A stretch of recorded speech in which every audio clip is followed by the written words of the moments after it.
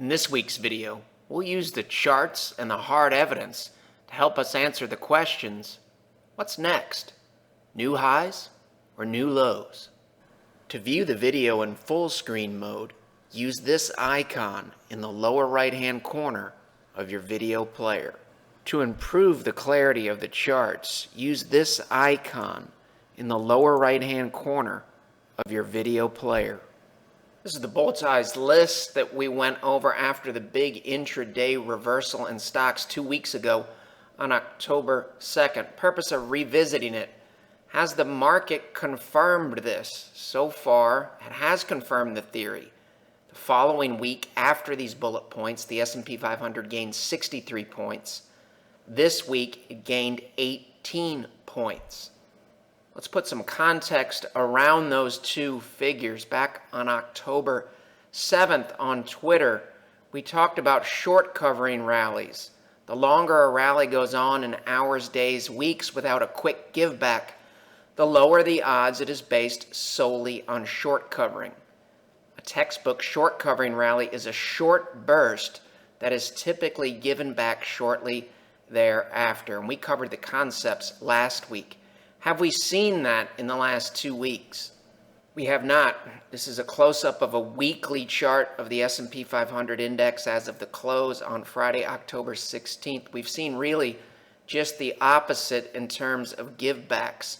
3 weeks ago, this is the intra-week movement. This is the close. We closed at the weekly high and the daily high on Friday, October 2nd. 2 weeks ago, similar situation. We closed near the weekly high, meaning there was not give back during the week.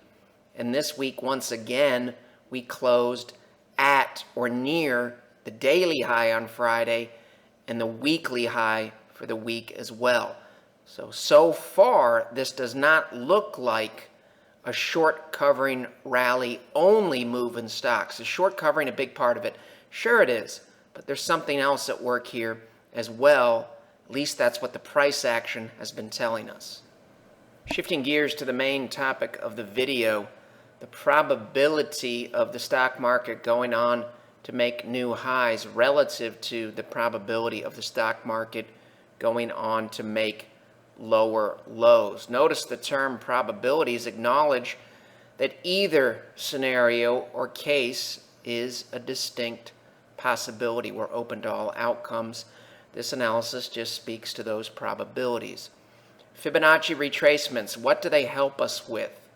This move from point A, which was the highest high in the S&P 500 index from May of this year, to the lowest low that occurred after the waterfall plunge in August, the Fibonacci retracement levels tell us that a normal retracement or counter trend rally based on this move from here to here typically would be bounded by a 38.2% retracement of this, a 50% retracement of this, or a 61.8% retracement of this.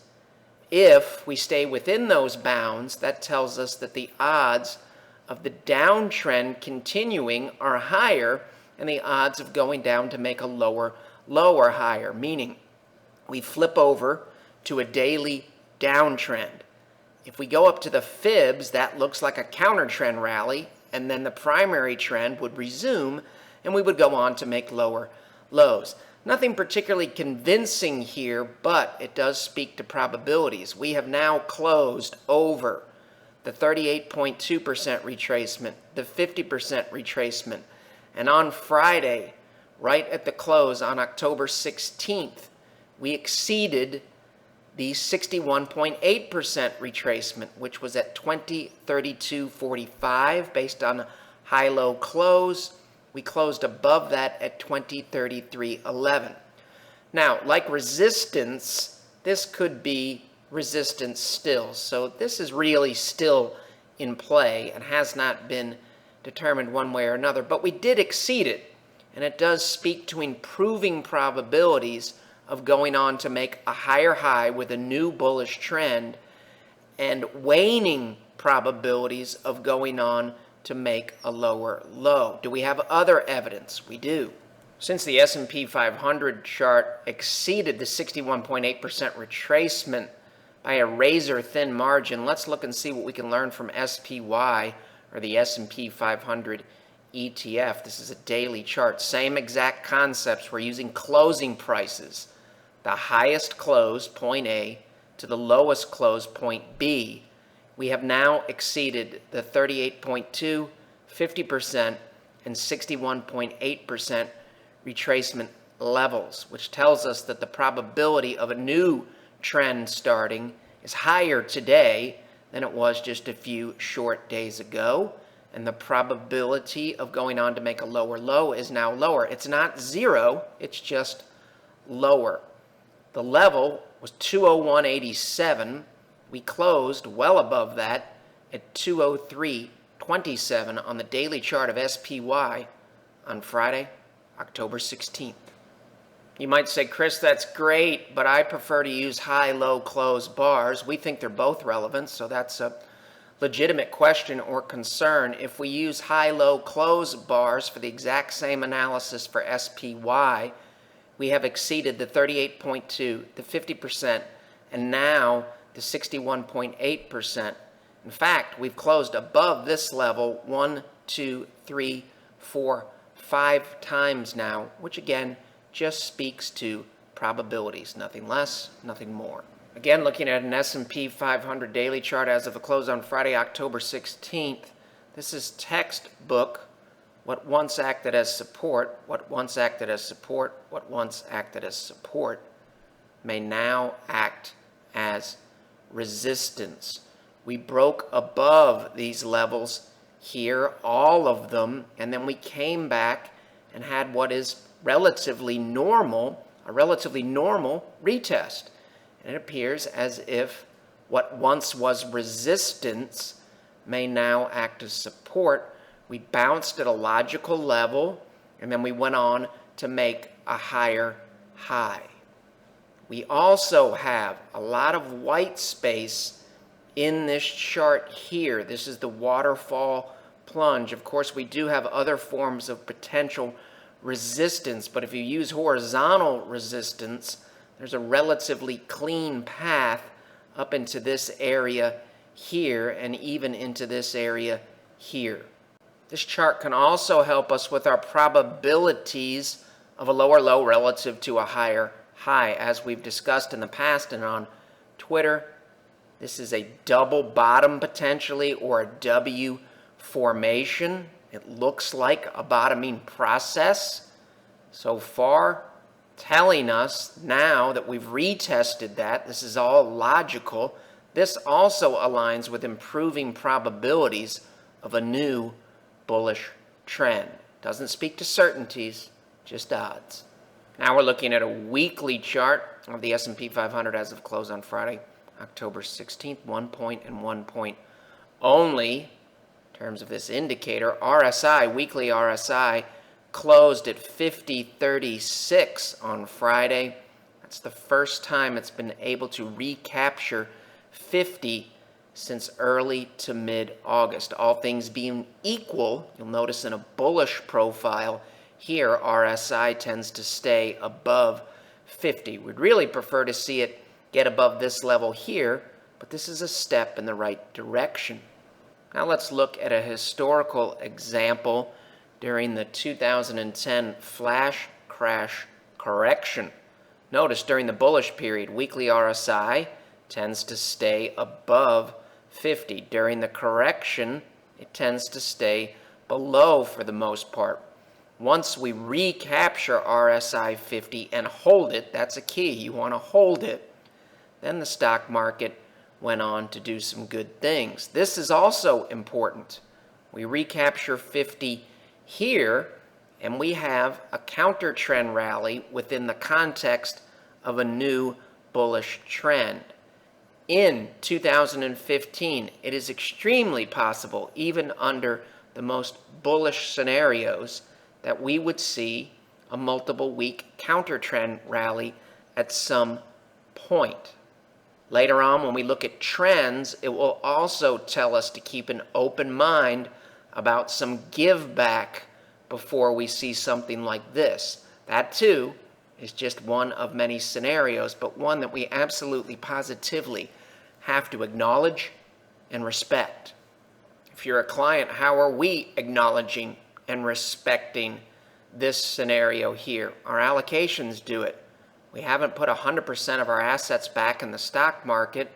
Our bond and our cash holdings are based upon the math, and the math is telling us that there's still some work to do, and even under the most bullish scenarios, we could see a counter trend rally that could last days or weeks.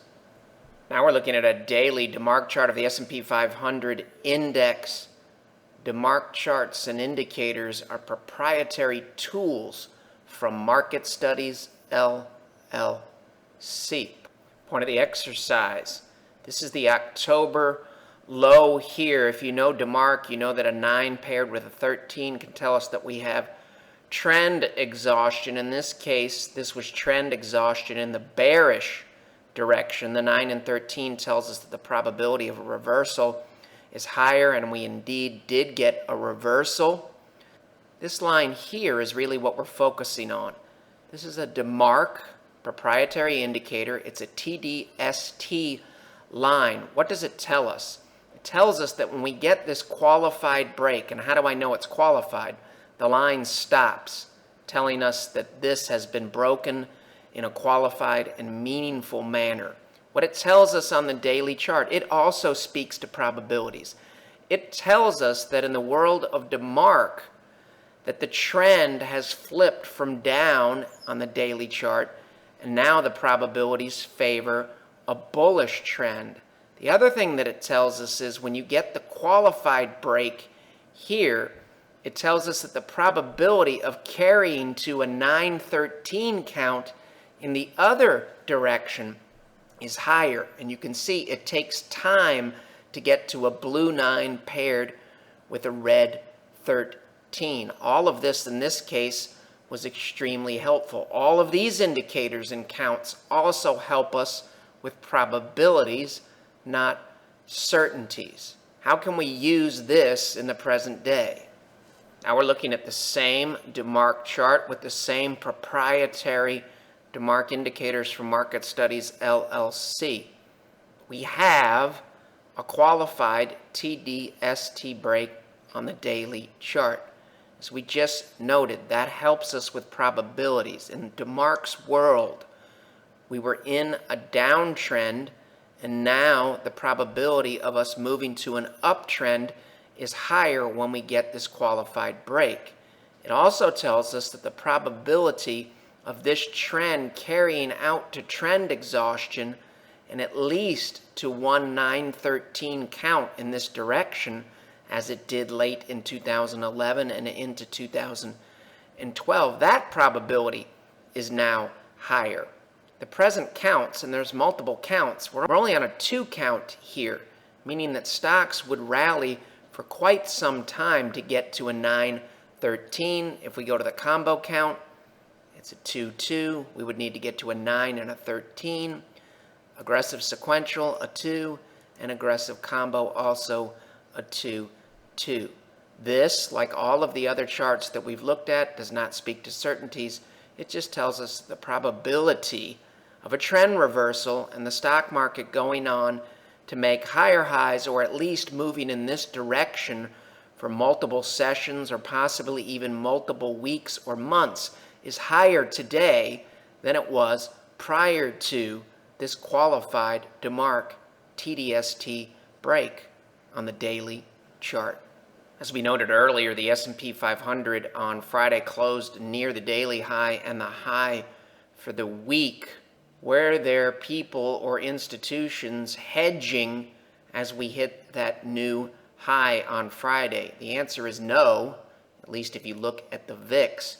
The VIX closed at the weekly low and the daily low, which would align with the move in the S&P 500. This is the fear breakout that was given back. If you want to understand this relative to what this might look like in a bear market where we would expect the S&P to go on to make lower lows, you can Google this title here and find the article on See It Market. The first part and first page of the article looks at the VIX in 2008 and 2009, and if you scroll down to the bottom of the page and go to page 2, it compares it to the present day. All of this also speaks to improving probabilities of a higher high in the stock market and waning probabilities relative to a lower low. It's a monthly chart of the NYSE composite here. We could get a similar look if we looked at a weekly chart, which was printed today. The highest high that was made here was 10,387. It acted as resistance. It acted as resistance. We have recaptured that level. We closed above it at 10,421 on Friday, October 16th. We also closed above the closing high here for the month, as well as closing above both of these levels here that acted as resistance. Moral of the story, the longer we can stay above these levels, the better for the bullish case. Also, if we move back into this area here, it opens up the fractal analysis that could have significant bullish ramifications. But we're not there yet. That's just one of many possibilities, and we can't emphasize enough, even if that happens and we're in a new bullish trend and we've already hit a low, doesn't mean we will sidestep a counter trend rally lasting days or maybe even weeks. Since we're not at the end of the month, a weekly chart's a little bit better to look at here. Same concept, NYSE Composite Weekly. This is the level here, 10,301. I believe that's on a closing basis. Now we've recaptured that for 2 consecutive weekly closes. The longer we can close above this level here on a weekly basis, the better for bullish probabilities. If we give it back, then bearish probabilities start to pick up as well. Regular viewers and clients know we're not big fans of yearly analogies because they create bias. If I think this looks like 2007 and 2008, I'll examine every chart within that context. And if I think 2015 looks like 2011, that will create bias as well. 2015 will be its own year, and at the end of the year, it will look just like 2015. If you want an analogy from 2007, 2008, here we had a counter trend rally within the context of a bear market, a strong one in 2008. It was rejected at the 100-week moving average here. I went back and looked. We closed above the 100-week for 1 week and 1 week only. In the present day, we have come back up to the same 100-day, and now we have closed above it for 2 consecutive weeks, and we've gone on to exceed this high here and exceed this high here. We have white space that takes us all the way up to 2080. This does not speak to certainties, just improving probabilities that A, a bottom may be in, and B, the odds are improving for higher highs relative to higher lows.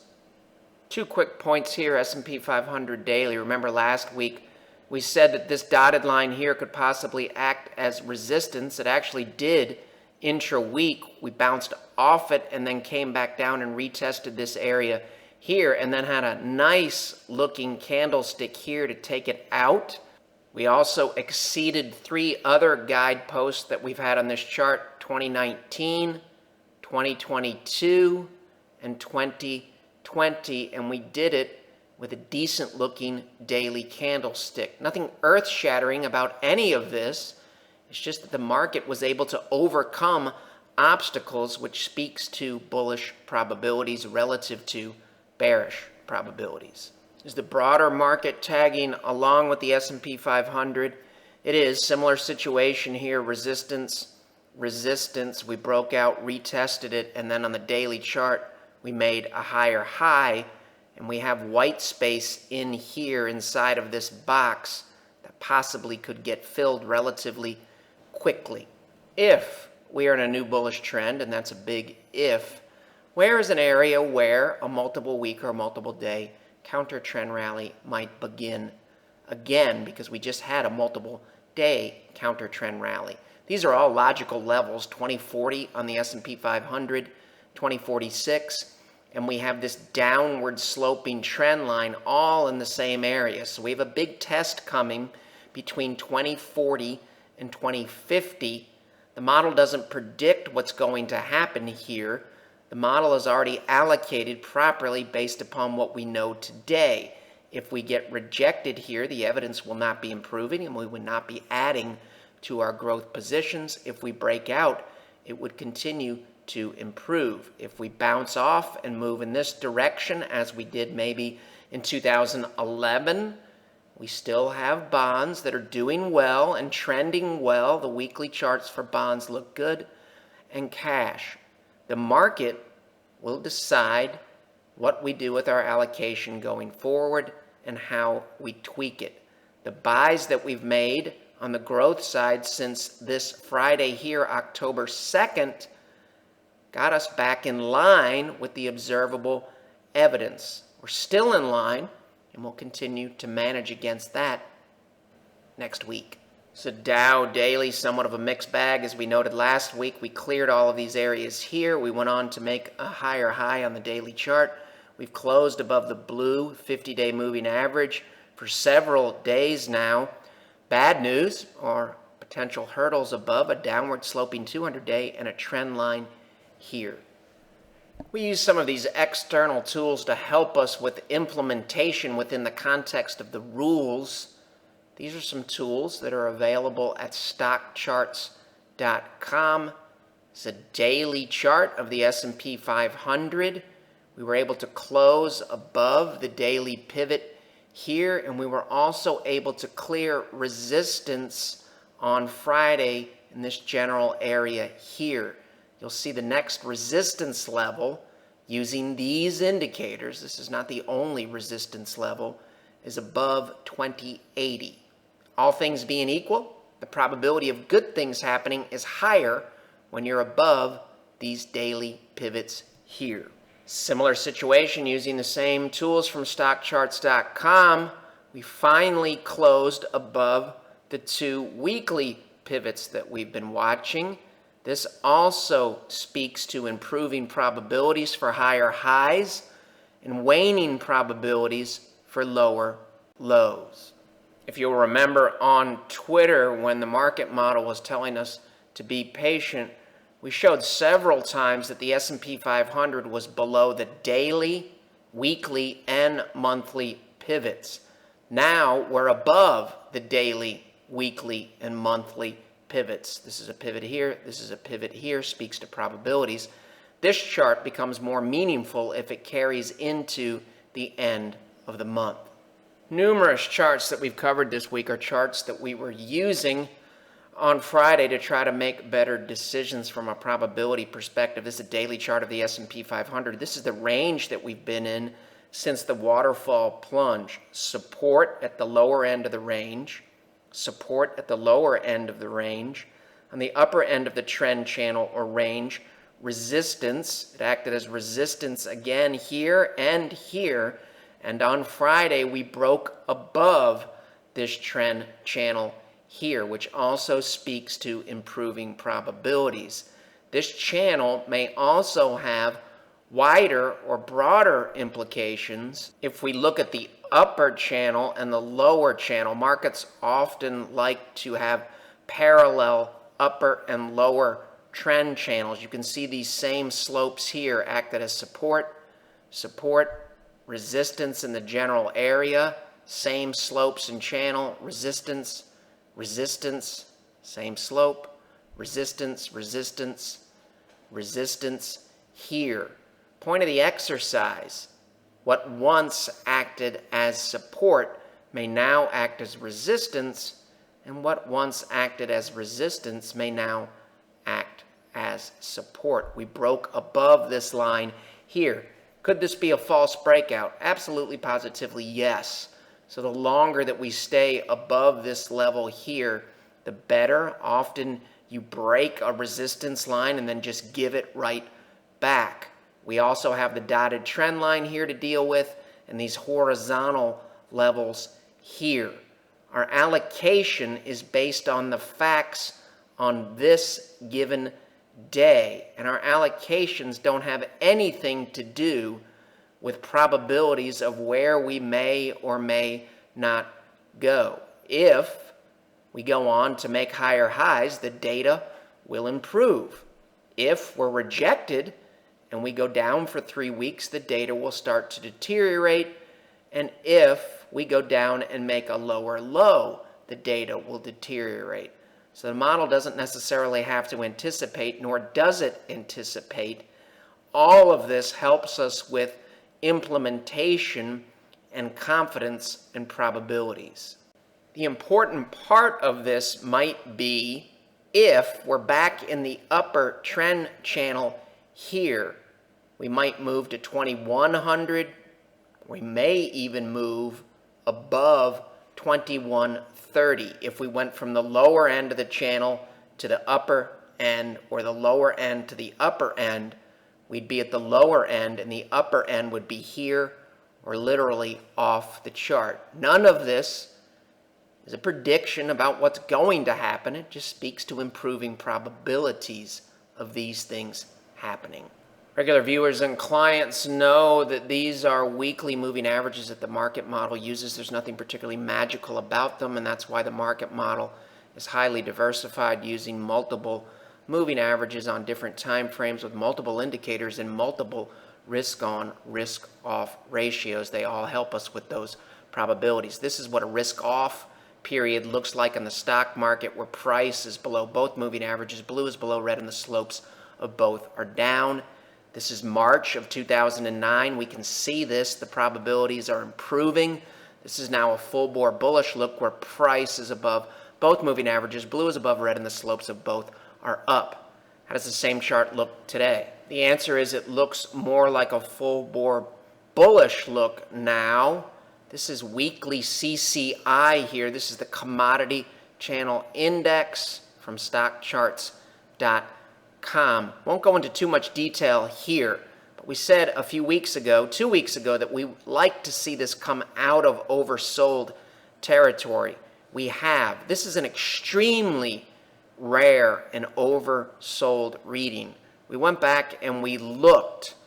Once you get a reading this low and then you come out of oversold on a closing weekly basis, as we've done now, I believe, for 2 weeks in a row, it aligns with pretty much everything we've said in this video.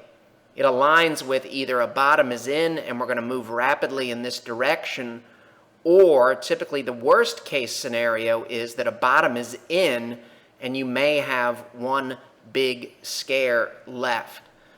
Can't emphasize that enough. Even if this is the low here on a weekly basis, and this is the intra-week low here, we came down lower. If I look at high-low close bars, even if that's the case, it doesn't mean we can't get those counter-trend rallies, and the math and the model and the evidence will allocate accordingly. No predictions needed. We allocate based on what we have in front of us today. If on Fridays, if you wonder why the frequency of our tweets sometimes falls off a cliff, it's because we're working for clients behind the scenes. And one of the things that we typically do on a Friday is run the CCM ETF scoring system. The scoring system tracks hundreds of ETFs and helps us understand the weight of the evidence by looking at asset classes and risk-on, risk-off ratios. In this case, we're looking at weekly risk-off relative to risk-on, so we flipped it upside down. These are weekly charts. This is when the stock market had the waterfall plunge in August, and you can see we have a full-bore bullish look in favor of fear, or favoring shorting technology stocks relative to being long the S&P 500. Similar situation here, the weekly trend. starts to favor being short relative to being long. That's not very bullish. That's extremely concerning and bearish for any equity-based ETF. Similar situation here. Stocks plunge in August. We get a full-bore bullish look in favor of fear relative to greed.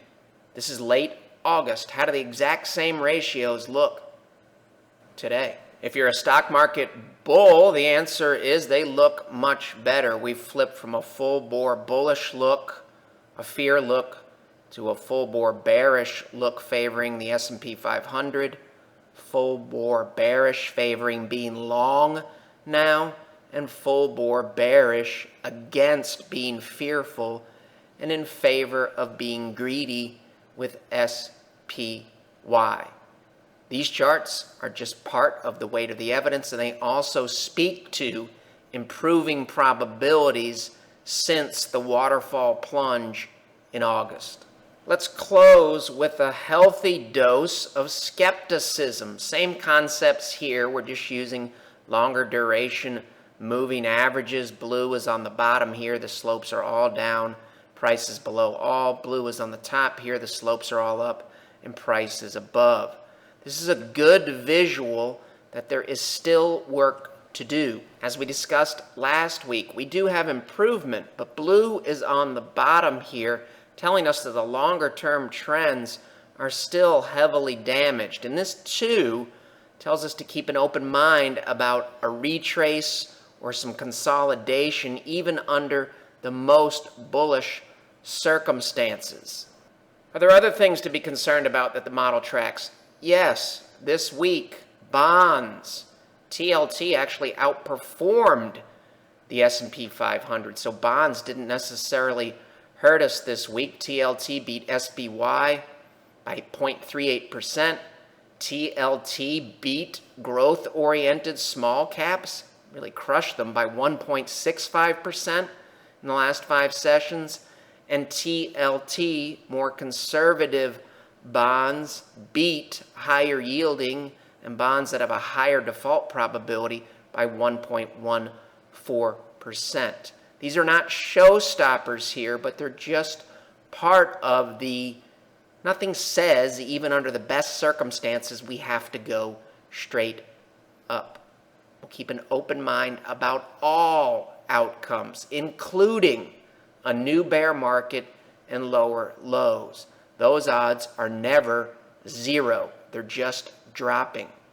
When we get profiles like the profile that we have today, there are cases like 1998 where we just basically go straight up, and there are cases like 2011 where we showed once the low was in, we had a 10% scare, which was a counter trend rally, before rallying hard for a consistent amount of time. As always, we'll head into next week with a flexible, unbiased, and open mind. The math, the model, the rules, the hard data and the charts, the indicators, and the risk-on, risk-off ratios will guide us if we're willing to listen. The key to success in these difficult markets is consistent implementation over time, and eventually something like this morphs into something like this, where the probabilities improve for several months. How do we track all of this and convert it into a usable and actionable format in a reasonable amount of time? The submodels, we answer binary questions, some of them manually done, some of them programmed in Excel, and we also enter in unbiased and hard data. The submodels allow us to get a handle on the market's current profile, and the master CCM market model then looks at the current profile, compares it to past profiles, and recommends a prudent allocation between risk assets such as stocks and conservative assets such as bonds. Conservative assets can consist of cash, bonds, currencies, or any number of investment options. If you'd like to learn more about the market model or our money management services, you can visit our website, follow along on Twitter, Facebook, read our blog Short Takes, or watch past videos on the Shavaco Capital channel on YouTube. The material in this video has no regard to the specific investment objectives, financial situation, or particular needs of any viewer. This video is presented solely for informational purposes and is not to be construed as a solicitation or offer to buy or sell any security or any related financial instruments, nor should any of the content be taken as investment advice. Any opinions expressed in this video are subject to change without notice, and Shavaco Capital Management, LLC, or CCM, is not under any obligation to update or keep current the information contained herein. CCM and its respective officers and associates or clients may have an interest in the securities or derivatives of any entities referred to in this material. CCM accepts no liability whatsoever for any loss or damage of any kind arising out of the use of all or any part of this material. We recommend that you consult with a licensed and qualified professional before making any investment decision.